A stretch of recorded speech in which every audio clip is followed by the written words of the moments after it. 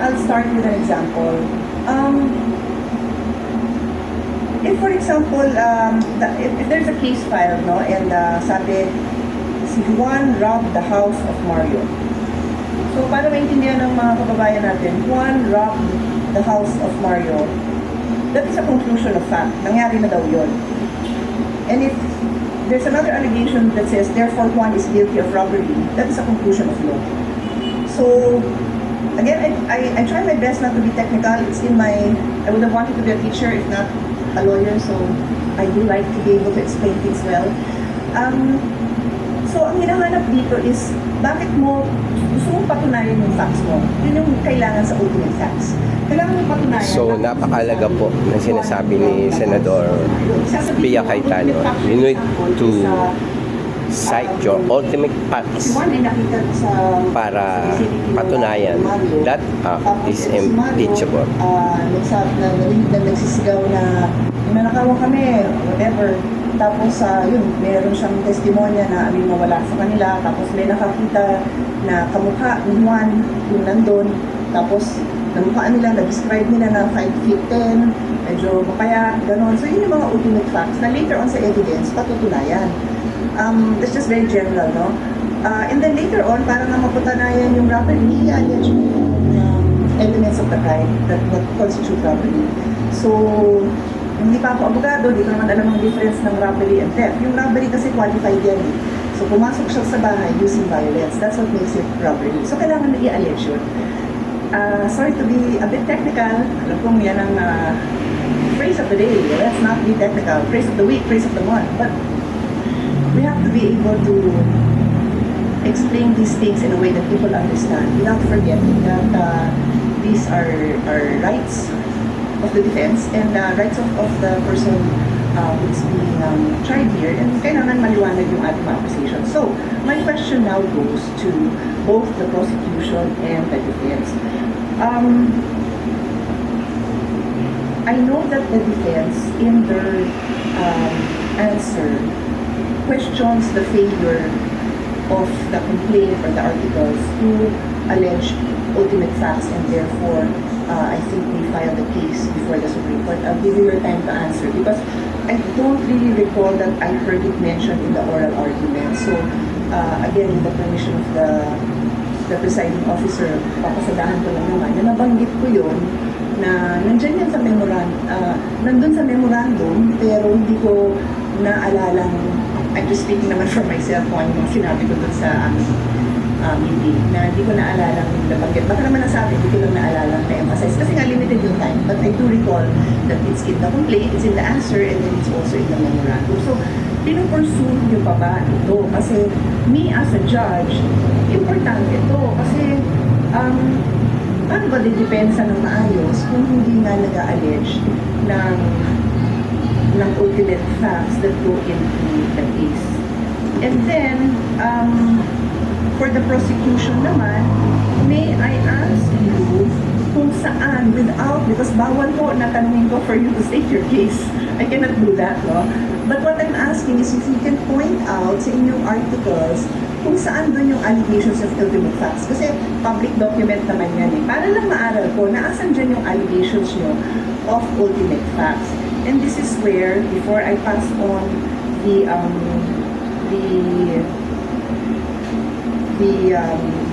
floor to the parties to answer, I want to go into the principle of fishing expedition.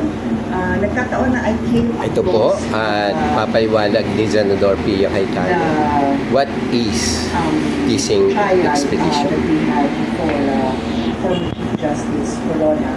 And lumabas yung issue na yun. Nasabi ko, exactly yung pinag-aaralan natin for today.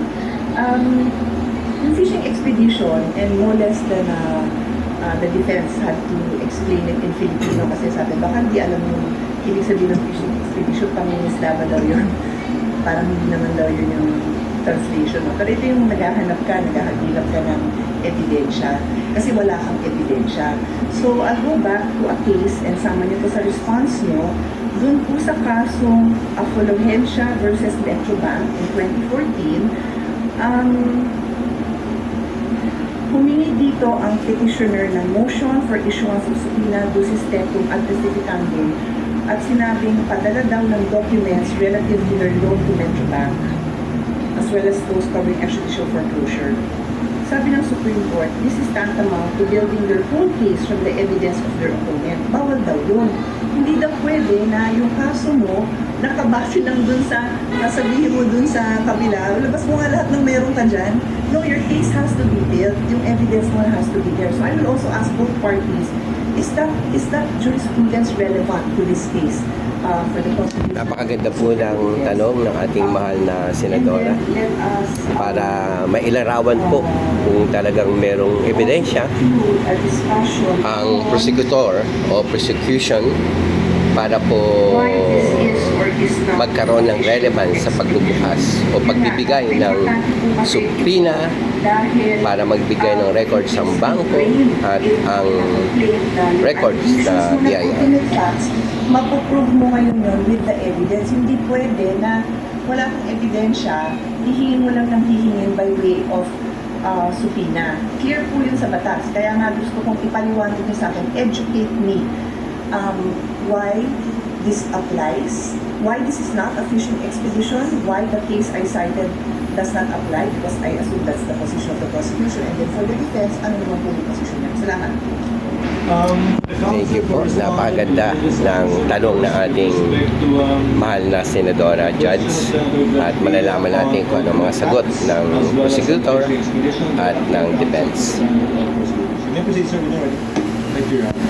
Pagdating po doon sa sinasabi namin na lack of ultimate facts, ito po ay nagsimula pa lang doon sa Committee on Justice when the impeachment complaints were filed.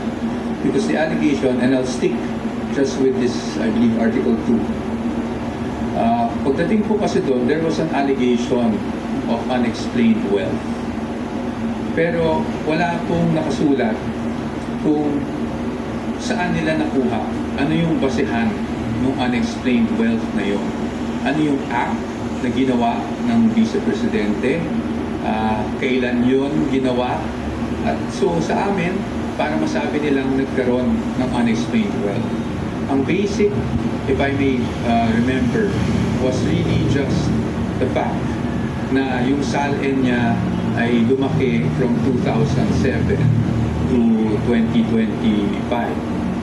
which sa aming palagay does not show any factual allegation whatsoever, except for the fact that it grew bigger over a span of 20 years. Pangalawa, wala rin pong naka-attach, which I mentioned in the oral arguments last week, na kahit anong ebidensya or kahit supporting document man lang, huwag na nating tawagin ebidensya, supporting document that will support any allegation whatsoever of unexplained wealth. And that is why, nabanggit ko rin, na after the allegations were made, and this is even more significant, after the respondent had filed her answer, na tinawag pa nga nilang non-answer, doon lang po naghanap ng mga ebidensya na sakaling makasuporta doon sa aligasyon na yun. That's very important for us because we had already filed our answer before AMLAC documents were suddenly produced with the issuance of subpoenas, before the BIR box concern that we are concerning ourselves with was presented before the Committee on Justice. Nasa panahon na yun, tapos na po kami sumagot. In fact, when they were saying that it was a non-answer, to be very candid with everyone, we wanted to say because it was a non-complaint. Kasi walang ultimate facts na naka-allege for us to even answer.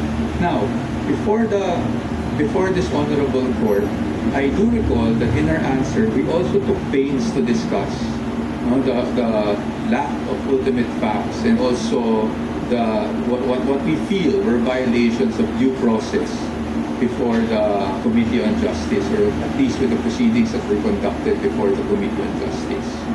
And that is also why we have a pending motion for exclusion na itinalakip namin dun sa answer precisely because we were objecting to the fact that these pieces of evidence were produced after we have already Napakatalinong sagot po on the fishing ni expedition. Attorney I think on the fishing Powa expedition, Your Honors, our na main siyang point is this. spokesperson Even if sa impeachment trial ni VP with request Sara Duterte. for Patuloy natin pakinggan ang kanyang depensa ulit po, nakasulat sa po tanong doon, because ano this po may ang show context, because relevance this may nito prove sa something.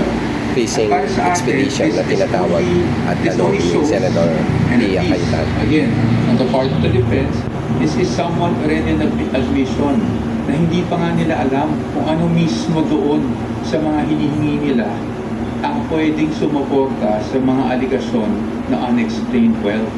And that's why, if you read the entire request, it uses the word may several times, and it even says in one paragraph, I think it's 3.24, but I might be mistaken, that at least with the request for, with their memorandum, rather, in their memorandum, nakasulat po doon that this does not assume wrongdoing, but they want those documents nonetheless to see if something there will actually help support their allegations. That is why we are calling it a fishing expedition.